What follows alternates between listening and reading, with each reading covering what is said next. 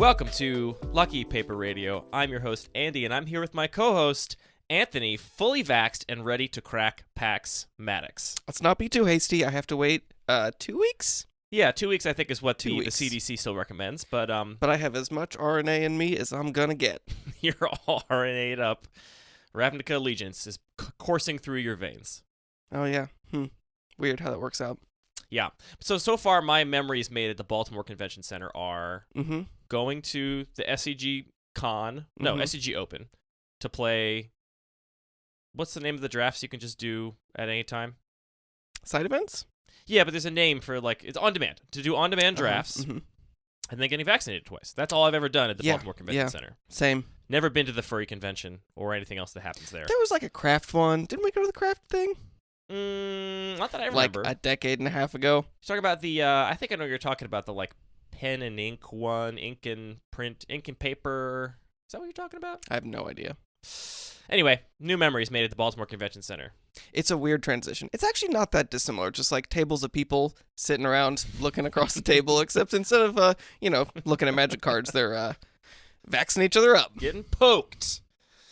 I shared with you when we went down to get our first vaccine 3 weeks ago now, that the scene at the Baltimore Convention Center is, at present, very optimistic. It's look at all of this society working and people here getting vaccinated. These people are living their lives and doing their thing, and it's working, right? The system is doing the thing it's supposed to do. But if you'd gone back just 12 months to last February, March, and been hey, by the way, in a year you're going to be in a line of people around the block, spaced 6 feet apart, all masked up to get into some weird queue to then be given vaccines to then go sit in a football field of folding chairs, grids, all laid apart by 6 feet. It's just a very dystopian. It is so dystopian. So dystopian. And I've read a lot of dystopias. You know what I mean? Yes. I think it's a dystopian novel. I don't think you read a dystopia. Sure. Yeah, exactly. That's what anyway. I said.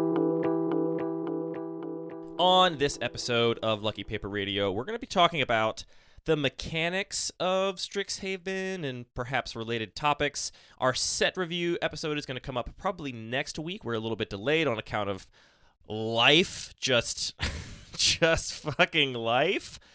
But I want to make sure we give that the attention it deserves, so that will come up probably next week. But I think there's a fair bit for us to dig into just talking game designer hat about the mechanics in the set and what we think about them. Before we do that, though, we are going to jump into our Pack 1 Pick 1 from a listener-submitted cube. And Anthony, this week we are doing the Awesome Cube, a cube that has its own blog dedicated to it, which we'll put in the show notes. This is designed by Captain Awesome, and this is a 720 card vintage cube, which I don't think we've ever done a 720 before. It's the biggest cube we've ever done a Pack 1 Pick 1 from. So looking at the list, I had to reset some of my expectations around densities of cards because it's a really big cube, so gotta have a lot of cards to fill it out. The pack is Revelark, Notion Rain, Enray's Forerunners, Ugin the Spirit Dragon, Starnheim Unleashed, Order of Midnight, Metallic Mimic, Spellseeker, Izzet Signet, Manowar, Crystalline Crawler, Monastery Mentor, Beanstalk Giant, Isamaru Hound of Khanda, and Flooded Grove. What are you looking at, Anthony? So, two things really stand out to me in this pack, and they are Ugin the Spirit Dragon and Starnheim Unleashed.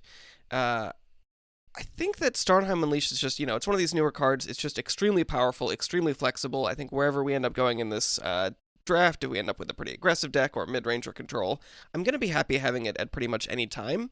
So that really stands out. Also, we've got the full art extended border version here, which is just really hard to pass. Yeah, you just picked the two full art extended border cards that are the prettiest. Oh, yeah. Good point. I think you're a little biased here. Although I do think this is the Ugin the Spirit Dragon from the Mythic Edition, is that right? And I think I kind of prefer the one from M21. Yeah, with the wing kind of in the foreground wrapping around. Anyway, we could argue about the ideal Ugin the Spirit Dragon printings all day, but at the end of the day, it's still a powerful card. This is what the ideal Spirit Dragon body looks like. I'm sorry if you can't handle it. And it's similar, I think, actually, to Enray's Forerunners, which is another very powerful card that stands out, but I feel like, those are kind of interchangeable if I'm going to end up just drafting a ramp deck in this cube, I think. Maybe the other thing that stands out to me is a Signet and a Monastery Mentor, which is actually a card that I feel like I've overrated in the past and have come down on a little bit. And it doesn't seem like there's a super like powered up white, especially not with literal power. We're not going to do anything super broken with Mentor. So I think I'm pretty close between Ugin and Starnheim, and leaning towards Starnheim, honestly. Interesting. I love Starnheim Unleashed, but I'm not quite as high on it as you are. Okay.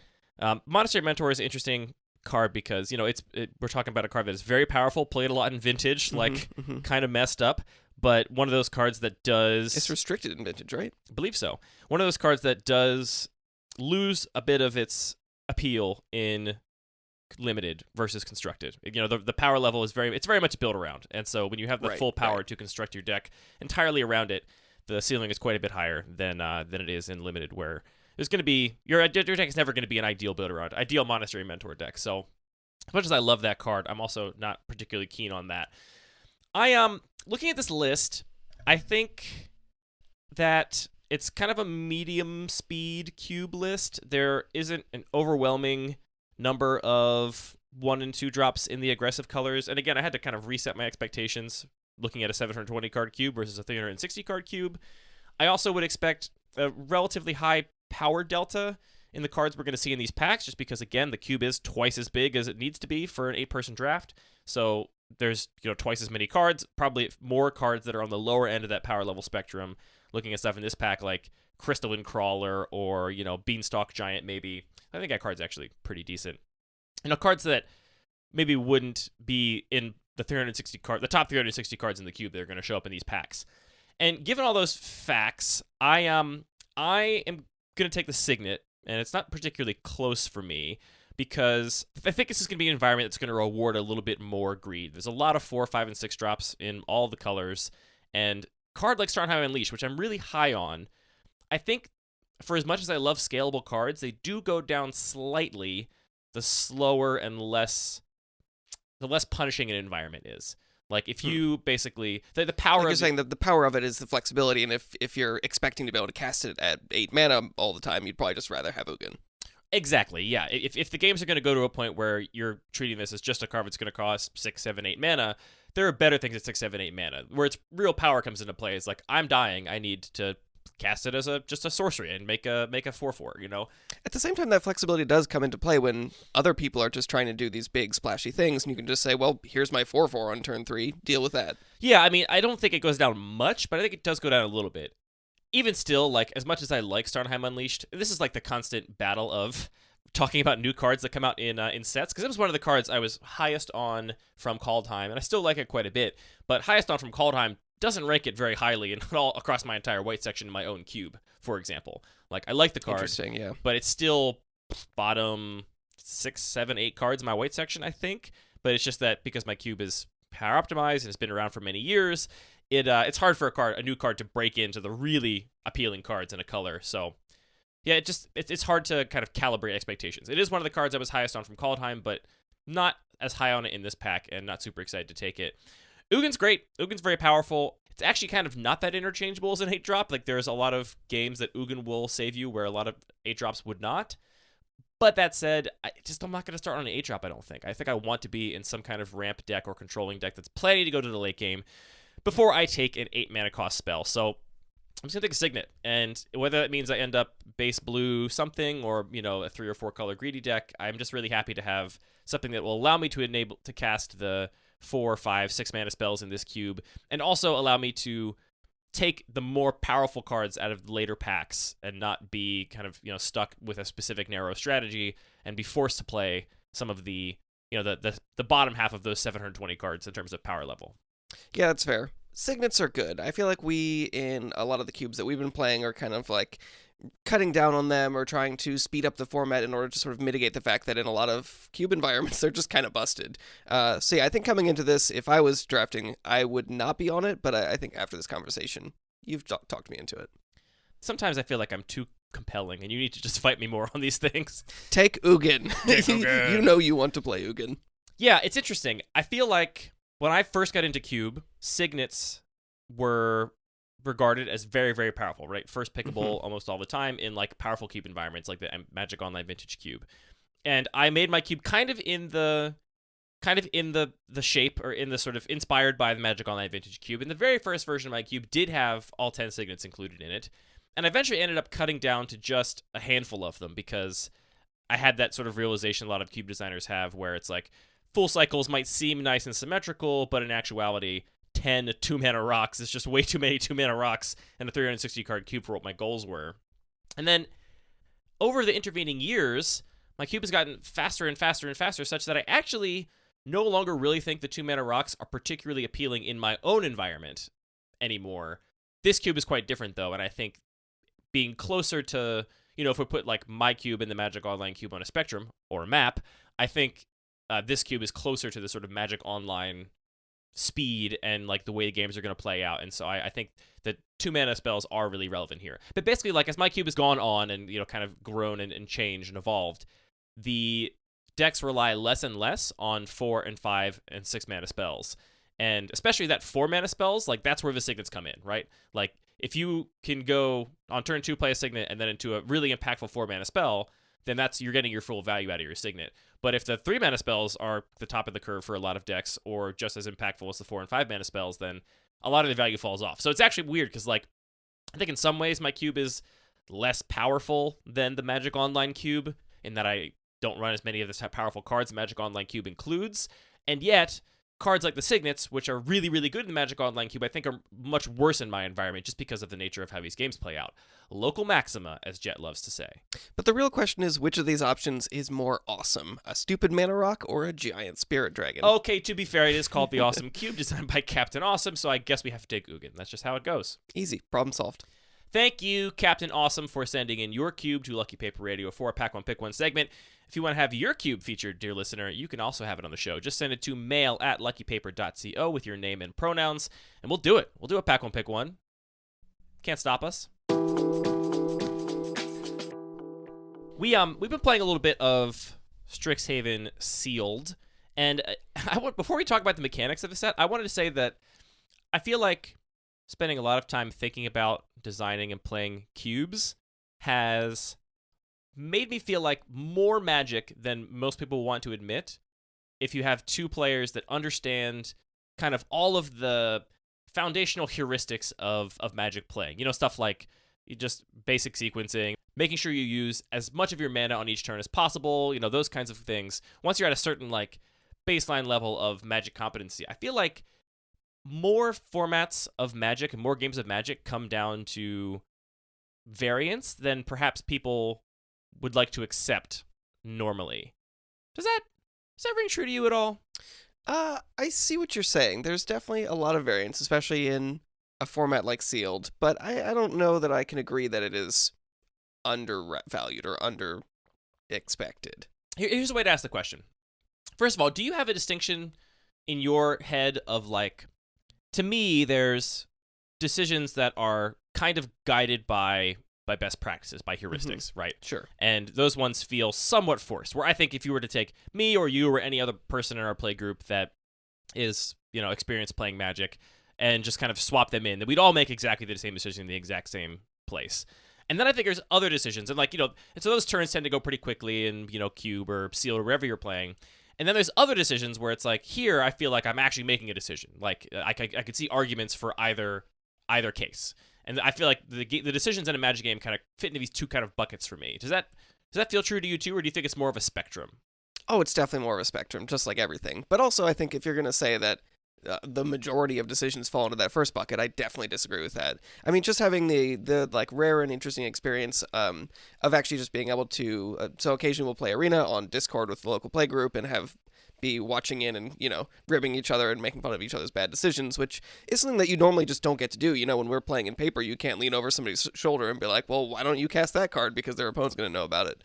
So that's been really kind of an enlightening experience, and there are constantly turns where it's just like, oh yeah, there's this tiny edge that somebody else calls out a turn later that I missed or someone else missed. It's like, or just, options of lines that you hadn't considered. I think that at all levels, even when you have that experience and you think like, well, things are kind of following these heuristics, there are so many decisions to make. And if there are things that are like completely obvious, then you just get through that quickly and get to the more interesting decisions. Maybe here's another way to put it. How many decisions do you feel like come down to there is an optimal decision that everyone would agree is optimal given enough, like if presented with all of the options, versus decisions where equally skilled, experienced players could reasonably disagree on what the best line is given the information presented. Like, I feel like a lot of Magic is just not making mistakes. And not making mistakes is really, really hard in a game that's complicated. But I oftentimes feel like those decisions are different from decisions where it's like, here, it wouldn't be a mistake to choose option A or option B necessarily, but there's some, obviously at the end of the day, there is an optimal decision, time-traveling supercomputer and whatnot. But I feel like oftentimes there's nowhere near enough information to determine what that optimal decision is, and then your decision you make as a player is different than the decision you make where it's basically like, don't make a mistake, like don't screw up. And I've been punting a lot in all of our games, and I've been very conscious of it, and so like those mistakes are definitely mistakes, but I feel like those kinds of things are different from a decision where people could disagree about that. Yeah, is that a bucket that makes sense to you? That's fair, but I mean, I would never, in answer to you, the original way you phrased it, be able to say like what fraction of decisions fall into one bucket or the other. What I would just say is there are still plenty of places where I know that there are multiple decisions and there's a lot I have to learn. Oh, yeah. So I don't think we're approaching a place where we are getting into this place of we're just playing backgammon and trying to, optimize our correct decisions. Yeah, I agree that I have so much to learn still, too. And I feel like what I need to learn more about playing Magic is about how to put myself in a mindset and a process to think about all of the decisions and, like, not miss something. I feel like that's one of the biggest holes in my game right now is not missing something. Once I feel like I have all the options, I often feel like the right answer is somewhat obvious. Anyway, this is all to say that if that is the distinction you make, and it doesn't sound like it really is in your head, but is that something you think about in your cube design? Like when you're choosing cards for a cube, like whether you want to create situations where there is reasonable disagreement on the optimal decision amongst experienced players, or is that not something that's even on your radar? Oh, totally. I mean, as soon as you put it that way, I say absolutely yes. Like one of the most satisfying conversations we had about my cube recently was when one player points out a card, not even talking about a particular game or a draft, but just looking at the list. And one player's like, this card is absolutely busted. I will never pass this card. It is my number one pick all the time. And another player's like, well, I will never put that in a deck. And it's like, wow, There's so much space to disagree about the power level of these cards and the way that they work with the other cards that the fact that we have that space to make these interesting decisions is extremely satisfying. I definitely also but not just in card evaluation, in actual gameplay, I mean. Like, totally. Card evaluation, I agree. I love when people disagree on cards in my cube because it tells me that the metagame of playing my cube has not been, like, solved by my play group. Like, that no one agrees that, like, this color is better or this strategy is the best strategy. I lean into that disagreement on card evaluation. Totally. But I think which is something awesome about Cube that I really love that doesn't get talked about a lot. When we're playing a limited format, and I love limited, but after a couple weeks, people are listening to LR, they're watching 17 lands, there's kind of the sense of like, well, here's the ranking of the guilds or the colleges, and here's the kinds of strategies and the pick order for cards. And even though that's complex and nuanced and interesting, it's also really rewarding to come to Cube where it's like, yeah, we don't know. We haven't had millions and millions of hours or whatever of eyeballs and people trying to solve this format. So really, there is space for that disagreement. Ultimately, I think that is one of the best things about Cube. Like, I am somewhat nostalgic for the era of Magic. Not that I was really old enough to be really playing during this time, but part of me wishes... Here's what I'll say. Part of me wishes that we didn't have the internet when it came to Magic. I think it would be amazing. Oh, I don't think you have to limit that just to Magic. Okay, sure. Part of me wishes we didn't have the internet. It's definitely a thing I think about sometimes. But especially when it comes to, like, pre-releases. Like, if I could go to a pre-release with 20 players and none of us had ever seen a spoiled card, none of us had looked at the mechanics of the set, we were like, we are opening these packs for the first time, and we are going to have to use our in real-time card evaluation skills. We've not listened to the limited resources set review. We're just going to, like, figure this out. That, to me, is kind of... I mean, I hate you saying things like pure Magic or whatever, because it sounds like it's a weird gatekeeping thing. But that is, I think, one of the best iterations of the game. And the fact that every other format has that kind of metagaming, and it's certainly less present in Limited than Constructed, which is why I do prefer Limited over Constructed. Have you been feeling a little bit wary of the 17 lands stuff that's been gaining a lot of traction in the limited world? I was thinking it would be awesome to have Sirkovitz on this podcast if he was interested. And we may still do that. The question I would want to ask him is this fun for you? And I think that kind of rude, TBH. It's kind of rude, but what I would want to suss out is like, well, it's definitely interesting as like a person that's being able to do this data analysis and dig into these sort of metrics and come up with what are the right questions to ask. Like, that's awesome. But as a consumer of that content, just to say like, yeah, here's the right answer, that's definitely sort of, it takes a little bit of the fun out of it to some extent. Yeah, and part of my wariness is I think they have a long way to go before they can actually take a reasonable question and say, yeah, here's the right answer. And I think right now we're seeing a lot of people that are falling into that fallacy of being like, numbers, therefore this is correct. It's like, well, this ranks higher in win percentage on 17 lands, therefore it is the correct pick. And it's like, well, no, there's a lot of confounding factors that have not been disentangled yet. Though, I mean, eventually they could theoretically get pretty close to being able to answer some questions like that with a high degree of certainty. And I have no, zero criticism at all for any of the work they're doing. No, of course not. Like, if you can collect that data and you have the opportunity to analyze it, of course you are. Like, that's awesome. It's inevitable. It's an inevitability of the connected world. I just do sometimes wish you could play games in a non-connected world because... Well, but that's what we can do with Cube. It's like, it's not a forced thing where we're saying, like, hey, everybody promise, don't listen to the set review. We know that LSV has all the hot takes and you need them. We can just say, like, well, here's an environment. Sure, some of us know some of the cards, but it really is, like, a pristine environment that... then again, I'm saying that if LR wanted to do a set review of my cube, that would be a wild experience. Yeah, I'd be curious to see. I mean, I think it's really hard to look at a list and suss out how it's going to play. It really is, yeah. It's like you have to do so much translation in your mind of trying to, put yourself in the seat of a drafter and then imagine what your deck might look like, imagine how that deck might play against other decks. There's a lot of mental gymnastics to try and actually suss that out. And I think it's actually, in some ways, I mean, it's not easier for constructed sets per se, though most of them have far fewer unique cards than a cube, and also if it's a singleton cube, the commons and uncommons drive limited, and the rares and mythics are kind of less important. It's like if you get a great one, cool, but otherwise, you're not going to see that many of them, and you're not going to see them reliably, and so it's all about the commons and uncommons. Whereas in cube, you don't really have that idea unless you're breaking singleton, so every card has to be kind of evaluated on the same playing field. So I think it's really hard to do.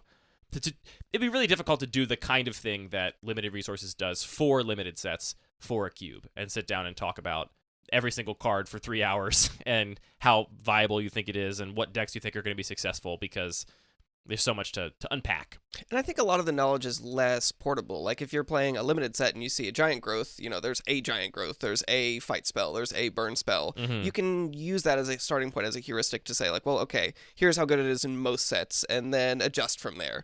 And cube can be just like so drastically different, where it's like, here's this archetype that doesn't exist in any limited set but might fit here. Yeah. I guess the last thing, in response to one of your earlier questions, you're asking about, do we try and curate complexity or complex decision making, right? Is that one of the questions you're asking? Well, yeah, not necessarily just complex, because the distinction I'm trying to make, you can have complex or simple decisions on both sides of the line I'm trying to draw. There's one kind of complex decision where it's like the board is really complicated, but once you have spent all the time to consider all of your options, the answer is obvious.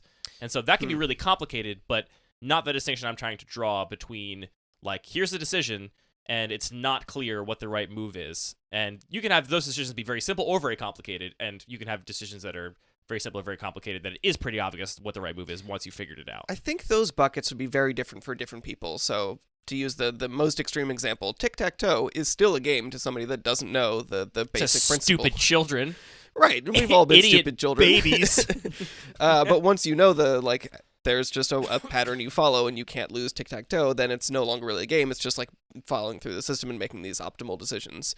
And so I think that adding more complexity and more opportunity for different lines, especially if, they span over multiple turns or rely on the variance of what, percentage of drawing certain effects from your deck is, you definitely create more opportunity for a player like myself who is not playing at this high level to have meaningful decisions, even if they would be obvious to somebody much more experienced.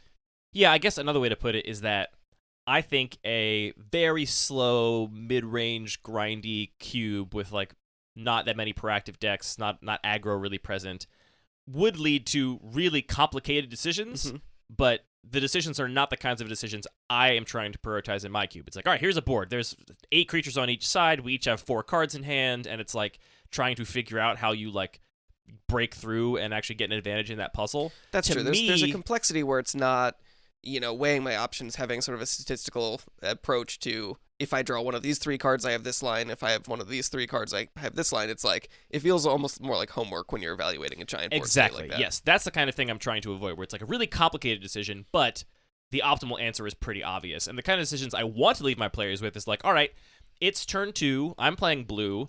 Do I cast this Ponder or Preordain, or do I hold up this counterspell, given that I have no other instance to use my mana on in the next turn? And like based on the number of lands in my hand still that I can play, and how good my opponent's 2-drops I expect it to be, and whether or not I can beat them once they're resolved, like that's a decision that is very simple, right? Like I only have 2 options, like cast Preordain or not. Yeah. But a very complicated decision in the sense of trying to actually figure out what the right line is there is not easy.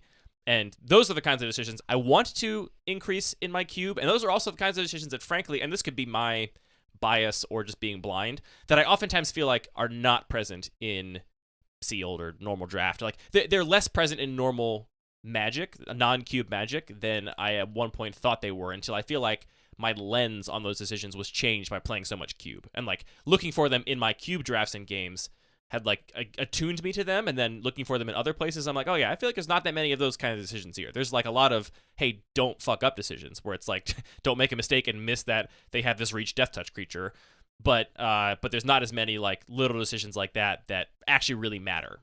Interesting. Yeah, I'm definitely not at that level. There's still plenty of interesting decisions for me to try and make. And I could just be missing them all too. That's entirely possible. Let's move on to the mechanics of Strixhaven and talk about those. Do you want to? Do you have this page up on the mothership with the mechanics? Oh my god, I haven't actually. Usually, I'm so excited. Most people are excited to look at spoilers and see all the cool cards. I love to see the release notes and get into what are all the rules changes and the. I did read the comprehensive rules changes with the set this time around, and it's so fun to read the little things that were changed. Anyway, I sent you the mechanics article. We'll take them in that order, I think, if that's okay. So, all right, let's do it. The first mechanic in Strixhaven is learn and lesson. And this is a keyword action, learn. And what learn does is it allows you to go from outside of the game, so your sideboard, and get a lesson card, which is a subtype on instants and sorceries, and put it into your hand. So this is like a thing that's triggered by spells or abilities or something, and basically lets you draw a card, but the card you're drawing is a card from outside of the game in your sideboard, which I'm thinking of wish cards like Burning Wish, Glittering Wish, those cards that let you go to your sideboard and get a card from outside the game. But this mechanic limits the set of cards you can get, which I think is a much safer design space to play with. The playing with the get cards from outside the game area has a lot of potential knock-ons in like older formats and constructed Magic, where there's all kinds of cards that could be there and all kinds of interactions to consider. But this limiting that to cards with just this subtype is certainly a way to explore that mechanic, which I think is a lot safer. What do you think of Learn and Lesson? I think it's really interesting. Definitely in Limited, I think it plays out very well. You get these overcosted effects, but you get to draw extra cards if you build your deck around them and draft around them. And I also think it's interesting, specifically, we're going to talk about Magecraft. It was very much designed as a way to allow you to get more spells in your deck without just compromising on, not having enough creatures to have a functional game of Limited. Yeah. So basically, one of your spells will draw you another spell, and you end up getting to trigger them a couple times. In Cube, I think it's interesting. A lot of people immediately leapt onto, well, let's do this a slightly different way. Like, let's implement Learn and Lesson and just give everybody a sideboard that has a complete list. Or, maybe there's some other way that people get access to these lessons. And I'm a little bit interested in why people jump to that so quickly. And I don't think it's a bad thing. I think that'll play just fine. Sure. But I wonder if the reason people thought about that was that it sounds like an extremely parasitic mechanic. That's a dangerous word. We shouldn't say that. Let's just say I think this is one of the only actual, Okay. I mean, the word parasitic is thrown around a lot in the cube design community, and we don't have a formal definition because there is no Merriam-Webster for Magic lingo. Well, let's maybe break it down and just say a mechanic that depends on something else. If you have a lesson card, sure, it does something, but effectively, you're not going to play it on its own. It requires a host to work. Right. Yeah. That's where the name came from, I think. But like the way that it's used by R&D, as Mark Rosewater has said on his blog, is just to refer to a mechanic that only works inside of the set and doesn't work outside of the set. And Sure, yeah. It's very clear to me the etymology of that name, where it actually came from, and you can kind of see how people have adapted it and expanded it a little bit to cover other kinds of concepts and mechanics in Cube. But this is certainly parasitic, right? Like, Learn doesn't do anything without lessons. And so, and right now, this is the only set with Learn and lessons in them. And so you have to be playing cards from Strixhaven for this mechanic to do anything. Though a lot of the lesson cards you could run just as cards in your cube, the same way that lots of arcane spells are run in cubes where there's no splice onto arcane or no arcane spell triggers. So that could just be a weird subtype that you could just ignore, I guess, if you wanted to. So I would push back, though, and say that it's a lot less parasitic than it looks, at least in the way it actually plays out. So I learned a lesson from Unstable. Is that the name of the last unset? Yeah. Yeah, I think so. So it had the contraption mechanic where you had some cards that could assemble contraptions. You had a separate contraption deck. And that, similarly, it seems like this mechanic where, I need to draft this card A and card B, and if I don't get them together, then these cards don't really do anything.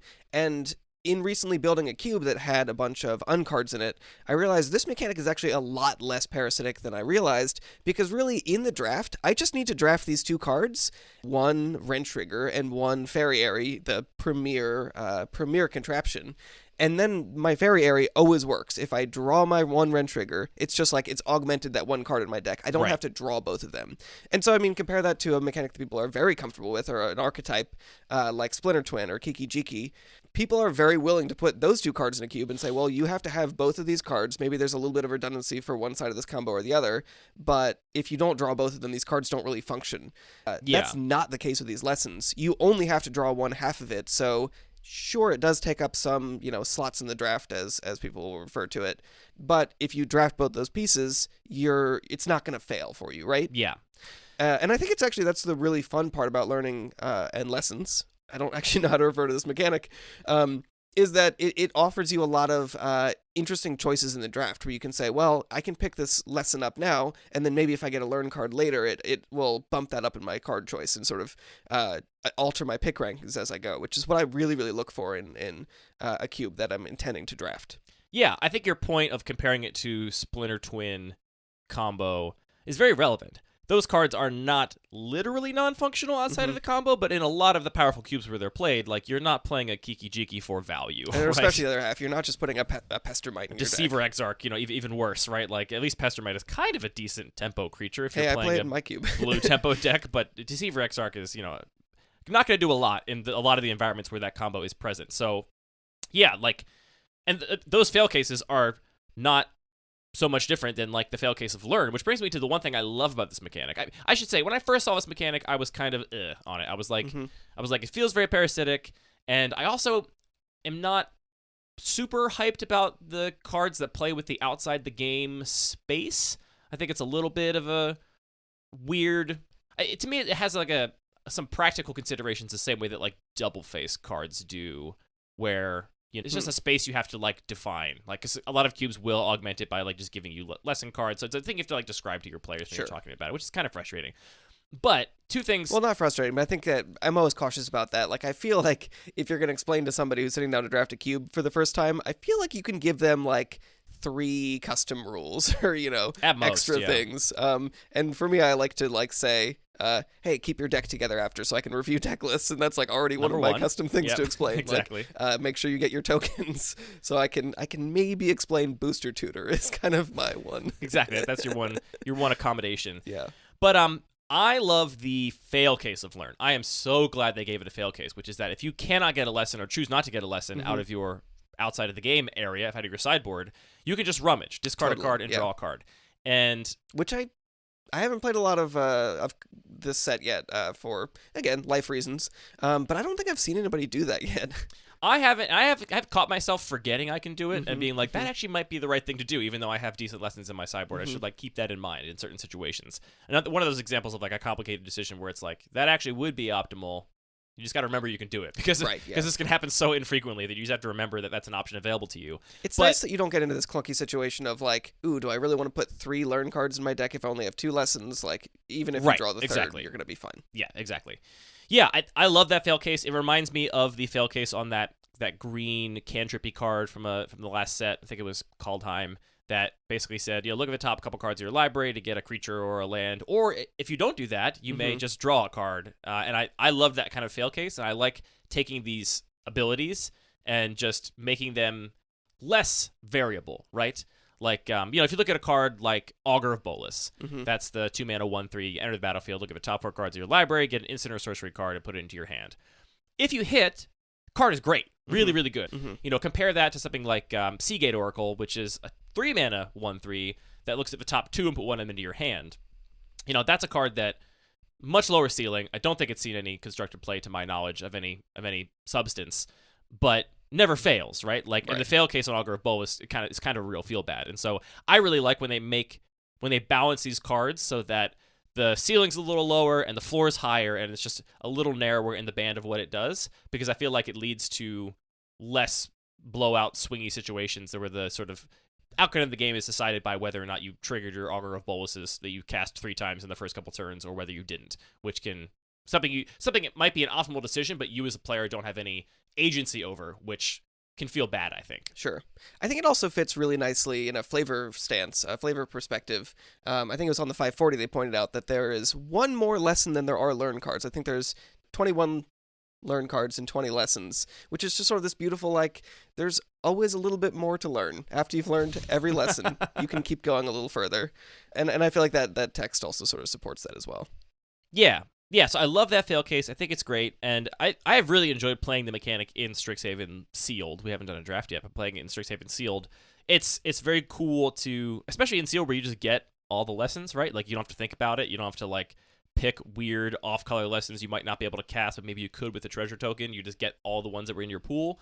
It's been a really fun mechanic in Sealed. I don't see myself toying with this in my own cube anytime soon, but I really like what you described about how this relates to other 2-card or 3-card combos in cubes, where this is the way to get a combo, but it's like a kind of build your own combo, right? Like, you get to choose how you want to augment the learn card you draft by drafting a lesson to pair along with it and just give it this extra ability.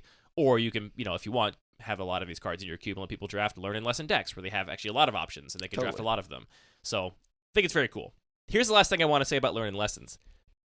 I think people are perhaps overlooking how interesting it is that rummaging has now been given to all 5 colors, which is historically a red thing. But again, the fail case of learn is just rummaging, which is not a thing that, like, white has ever done or green has ever done. Yeah.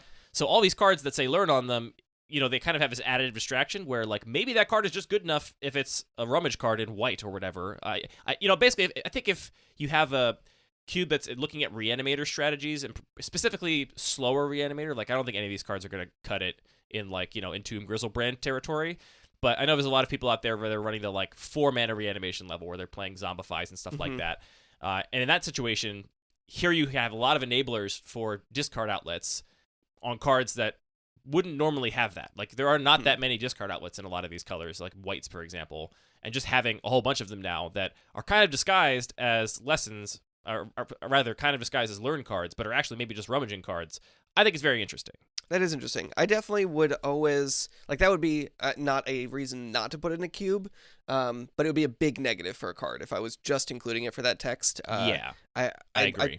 Definitely try and cut down on noise and, like, text that doesn't matter as much as possible, because it is confusing. People are going to overlook it because they'll be like, wait, are there not even lessons? What am I doing with this card? Yeah. All right, Anthony, tell us about Magecraft. All right, Magecraft is a pretty cool and pretty simple mechanic. If you're familiar with Prowess or a lot of these other card kinds of mechanics like that, it's pretty similar, but it's just an input mechanic. So it says whenever you cast or copy an instant or sorcery, something happens. And what that is different depending on exactly what card and what kind of what college a card is in. What I really like about this is that, unlike a lot of other faction sets where each guild or each college, each faction is really focused on its own mechanic and doing its own thing, everybody here in Strixhaven is here to learn magic and learn how to cast spells. So every every college cares about casting spells. I'm gonna keep calling them guilds. Yes, yeah. It's just everybody, what they're actually going to do with that is going to be a little bit different. So whether it's, summon a pest or pump up your team or get +1/+1 counters. And I really like it sort of as an extension to prowess, because prowess is a little bit limited, but also kind of broken in some older mechanics where you have a lot of really cheap, artifacts. But here it also is just much more flexible, and we can do all kinds of things with it, but it still reads very cleanly. Yeah, it makes a lot of sense. It feels like a mechanic that should have existed for a while, because there's a lot of cards that trigger on this effect. It seems like it'll fit in nicely. I do like seeing, this is another example of a thing that a lot of other colors don't really get. Like, I'm looking at, Sedgemoor Witch for my cube, that 3-mana black card. Like, black doesn't get stuff that triggers on casting into sorceries until Strixhaven. And the same is kind of true for, green. Like, it's not really a thing green super gets to do. So, very interesting, again, to see I love that a lot of cards have been thrown into a different context by colors getting this ability that they previously didn't have. I wonder if any of your Color Pie Defender sirens are going off at these things showing up in all 5 colors, both the rummaging from Learn and now this care about spells, instants and sorceries triggering. That's interesting. I mean, I feel like there are a lot of bends in this set for sure, and Mark Rosewater talks a lot on his podcast about how, well, we can do certain bends if it matters for a specific set, or there's a context that makes it appropriate. And this is, I think, a perfect example where it's like spells matter is what the entire set is about, so they're much more tolerant about adding some bends. And nothing really jumps out at me as a problem. Not offended by them. I'm not offended. That's my summary of the set. I think Magecraft is cool. I will say that I run in my cube both cards that trigger on non-creature spells and also cards that now trigger on Magecraft. Mm-hmm. Or, I already had, for example, the 3-mana Saheeli from War of the Spark, and also Young Pyromancer, right? Which cards that just trigger on slightly different things. Yeah. So that's irksome, I would say. Yeah, a little that's bit definitely for cube designers, where it's it feels like these cards care about the same thing, and they do for the most part. But then there are exceptions which feel a little odd, I think. Yeah, that's definitely another source of noise. We can talk about noise in terms of this has this has Learn, even though you're never going to use Learn, is one source of noise. Another is just that, things can be slightly different. And if they were designing a set from scratch, they would kind of cut out those marginal things that come up a small percentage of the time in the interest of just making it more readable by making it more consistent. It also gets back to the kinds of decisions we were talking about. That eliminates the bookkeeping homeworky decisions those are very homeworky decisions. Figure out all of the options here, because I have to actually process with my brain what kind of trigger this is and think about it consciously, as opposed to being able to shortcut it by knowing that this is always the same as every other card that has this effect. Right. So, yeah, I historically have not really cared that much about keeping the cards in my cube simple, per se. I don't avoid complicated cards for, concern about keeping my players from getting confused. But that argument, I think, is strong when you think about the fact that you basically, with the more of those decisions you have, then you're just kind of, again, making people do that homework. I mean, it's not a matter of player has crossed threshold, now they are confused, and this is too complicated for them. It's just the game is less fun if there's, 10% more stuff you have to care about that doesn't really matter that much. Or games are just decided by punts because, oh, crap, I forgot that Young Pyromancer is a bad example because it's pretty iconic. I think people know what triggers that, but, my new Magecraft card is not triggered by my playing this 0 CMC artifact or 0 mana value artifact. That one I will change. I'm going to keep calling them guilds, but I will change CMC to mana value. Anyway, so that's the thing. I don't know. But I do like the mechanic a lot, and it makes a lot of sense. This next mechanic, though, is definitely my favorite in the set, and I don't think most people would expect that. Wow. Talk about Ward. Ward is a mechanic that basically says that if a creature will become the target of a spell or ability, the ward cost must be paid, otherwise that spell or ability is countered. I see a lot of people comparing this to Hexproof because it is a protection mechanic, and we don't have very many mechanics that protect our permanents from spells and abilities, and so obviously comparing it to Hexproof or Shroud seems very natural. But I think that does it a disservice because I really dislike Hexproof and Shroud, especially Shroud, but both of them. I really dislike the mechanics that just completely cut off a certain type of interaction from your opponent and demand a whole different kind of answer. It's it's just a very binary thing. The door is now closed on half of the things that would interact with this, and now you have to come at it from a totally different approach. And the reason I love Ward so much is I actually do really like protection mechanics. I like changing the decisions my opponent thinks they're going to be able to make, right? Your card in your deck does this thing, but now my card is going to slightly change what that card does, right? Now your removal spell costs 4 mana, or now your removal spell costs you 3 life in addition to the mana you were going to pay for it. And I think that leads to really more interesting decisions, whereas a Hexproof or a Shroud severely limits the interesting decisions and just becomes a game of like, well, can I answer this in some other way, or do I just die? So I am thrilled about Ward, and this is actually a new evergreen keyword. So this is going to be, went from not even existing to right to evergreen. So this is going to show up in any set in the future with Ward of some kind. And I'm really excited about that, and I can't wait to see the other kinds of Ward cards we get, because this ability to just give something a little extra protection or a little extra effect if someone's going to target it, I think is great.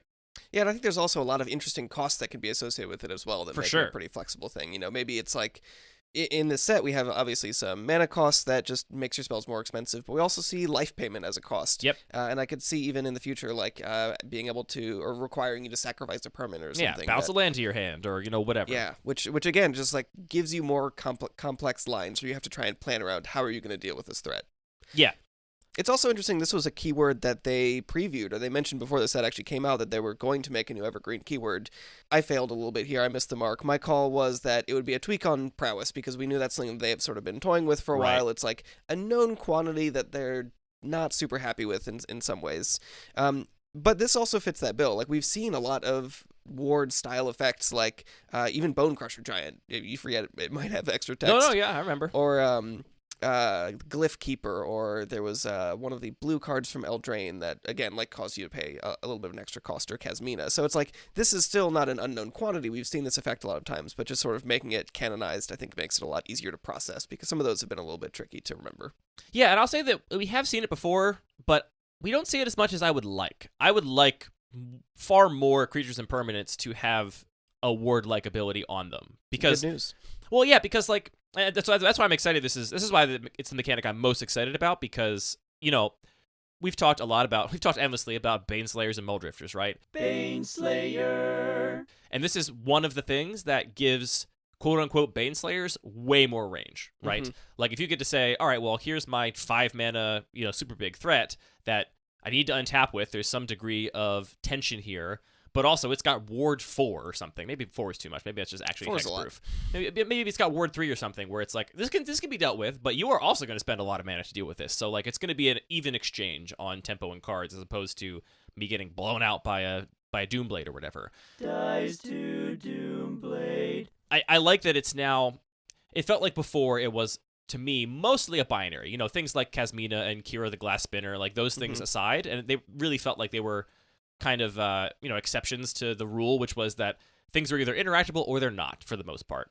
And the non-interactive things never really sparked joy for me, but I'm really glad we have now more points on this spectrum where things can be somewhat interactive, and I can't wait to see how this works. I really want just a bunch of sweet, cheap aggro cards with, Ward on them, just so it's like, give me a 1-mana 2/1 with Ward 1, right?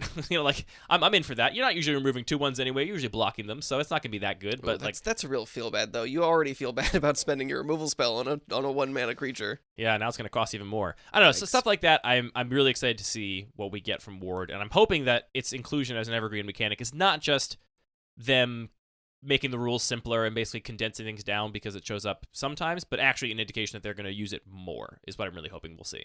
Yeah. Yeah, I mean, now I'm kind of getting excited about it. There's so much space. Like, are we going to see equipments with Ward? Yeah, hope so. Nice. All right. The last mechanic is modal double-face cards. Again? Do we have to keep doing this? I don't want to say the same thing everyone's been saying about these cards, but it must be said, they have so much text on them, Anthony.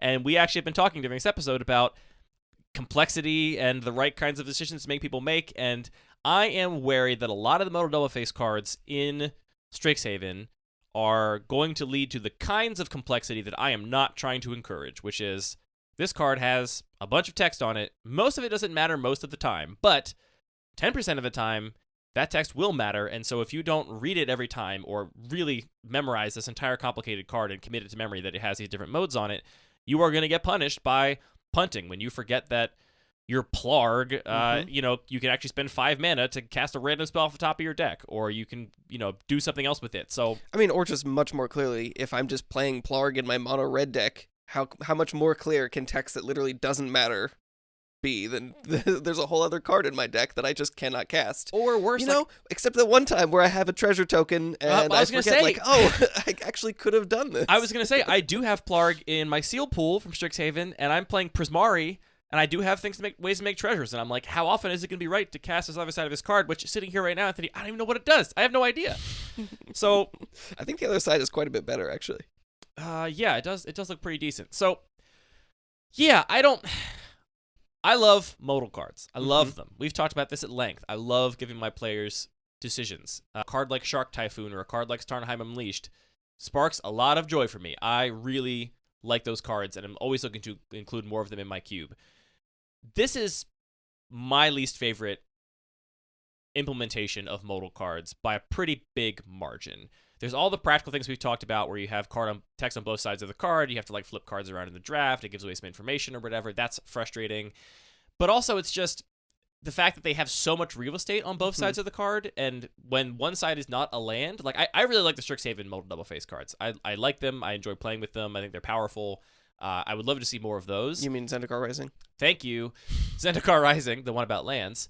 I really like those cards. I'd love to see more of those.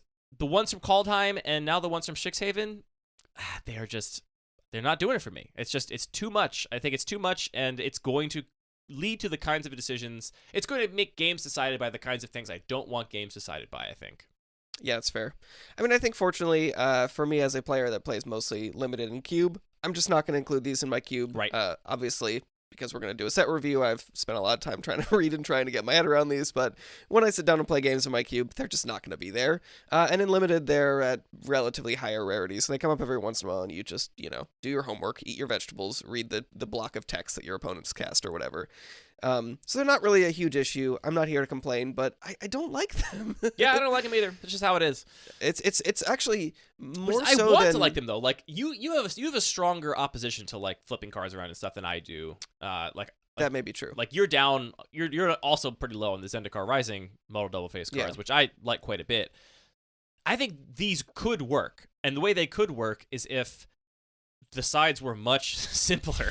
So much simpler. But even then, you're kind of expecting your players know the cards, or they're flipping them around in the draft, and that's just But so I'm saying I'm clunky. willing to let them flip things around in the draft. That's not my actual problem with these cards. My problem with these cards is that it's not like one side is a 2-mana shock and one side is a 3-mana 3/3. Like that card would be cool to me, in different colors or whatever. My problem with it is that both sides are like some of the most complicated cards we've seen printed in recent history. Like they have just so much text on them, and it's just it's really. I love complicated cards, and I think I got to be pretty squarely in the enfranchised Magic player category where they're not worried about printing complicated cards, but these aren't coming near my cube, I don't think. Fortunately for us, there are so many great Magic cards that we're not really giving up by overlooking these a little bit. To be clear, I'm not here to complain about it. I'm just saying that, I fall into the same camp. Too much text, not for me. You know what my biggest issue is, actually? Well, maybe biggest is strong. There are all those issues, but I feel like, especially if you look at some early designs for gold cards, they often just sort of felt like a menu. It's just like, hey, pick two, and the effects don't really interact with each other. It doesn't really tell a story about what the card is for, and these feel like they're calling back to that, where it's just like, yeah, you can cast side A or you can cast side B. Maybe if you're playing a constructed where you have duplicates of them, they kind of interact, and the way you sequence them gets more interesting. But in limited or singleton environments, it's just kind of like, here's two different spells taped together. And that's just not resonant or exciting to me. Yeah, then to that point, none of the flavor, flavor could go a long way to making you not have to flip that card over to remind yourself what that other side did. I mean, the flavor is it's about, like, a lot of them are the deans, and it's about the tension between these two colors and how they... I'm sure the flavor's there, but, but it's like, oh, here's a red card. What is shrouded behind so much complexity that it does not resonate. Like you said, it does not stick in my head. It's not sticky. It really doesn't. So yeah, Augusta, Dean of Order. Pretty good card. We knew when they printed the metal double face cards in Zendikar Rising they were going to be in Kaldheim and Strixhaven, but they have not said they're in any other future sets, right? Are we pretty safe to assume that we are going to get a break from these for a little bit? I think we're going to get at least a break. Yeah. So, I mean, I like Strixhaven a lot.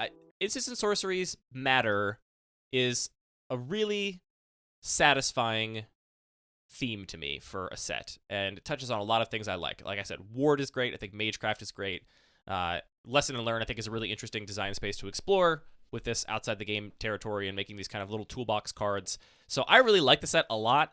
I'm excited to specifically, we'll talk more about this during the set review show, but I'm specifically excited a lot about the Magecraft white cards and like the Clever Lumimancer and the Leonin Light Scribe, especially. Yeah. And I think I'm going to be pushing my white section a little further away from like bread and butter aggro into kind of two different ways the white section can go. One way is like Thalia, Vrinwing Mare, I'm a creature-based deck, and the other way is Lumimancer, Light Scribe, I am a spell-based deck, and let people kind of draft around those. And I think it's gonna be a really fun thing to try out. I'm looking forward to doing it. Yeah, maybe make Monastery Mentor have a little bit more of a home than it has recently. Yeah. What are you most excited about from this set, Anthony? I think, again, as I often am, I think that as they, obviously there's some powerful cards, and a lot of people are excited to, have strict replacements to upgrade cards they think have been a little bit underpowered in their cube. I'm often excited about these sort of like cards in the middle that are kind of filling in spaces or give me a lot more flexibility to tweak things. So I'm really excited about cards like Frost Trickster, that's just going to be a Frost Lynx, but that can actually get through damage and kind of make this sort of like lower power tempo blue archetype work a little bit better. And a card like Emergent Sequence, which seems kind of busted when you first read it, but really it's just a 2-mana dork that interacts with counters and interacts with landfall and all these things. So that's again where I find a lot of joy in every new set. Sweet. All right, well, that's it for this episode of Lucky Paper Radio. I want to thank everybody for the messages of condolences we got last week. Obviously, it's still a very hard thing for us. Not going to get over it anytime soon. But, I rely on podcasts a lot when I am going through a difficult time in my life. I have many shows I've been listening to for a decade or more, and I just get a lot of comfort out of them. And so want to keep making the show because maybe this is that for somebody out there listening. So yeah, we're gonna soldier on and do our thing. But it's gonna be hard for a while. So yeah. Thank you for your patience. I'll echo that, and just, in case it's not clear, we're not making any money on the show. In fact, we're losing money. This is just a thing we do because very slowly losing money. We love the game, and more than that, we love the game because we love the community. I mean, there's no surprise we both love magic and cooking. It's like creative problem solving. We get to work our brains, but most importantly, it's a way to bring people together. And so all of the feedback, all the ratings, all the reviews, the emails that we get from people on the show just has been a great anchor in a difficult year. Yeah. So anyway, thank you. Thank you all. All of our music is produced by DJ James Nasty. All of the magic cards are made by Wizards of the Coast. Listening is done by you, and all the talking is done by me and my friend Anthony. Thanks for talking about magic with me, Anthony. Thanks for talking about magic with me, Andy.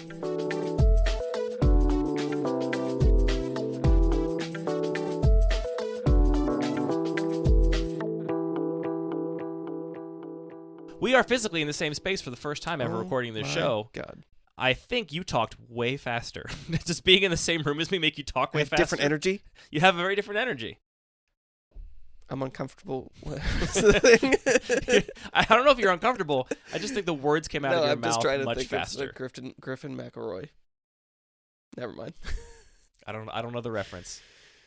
The time he ate a banana with a peel on. I'm uncomfortable with the energy we're creating in the studio. Oh, sure.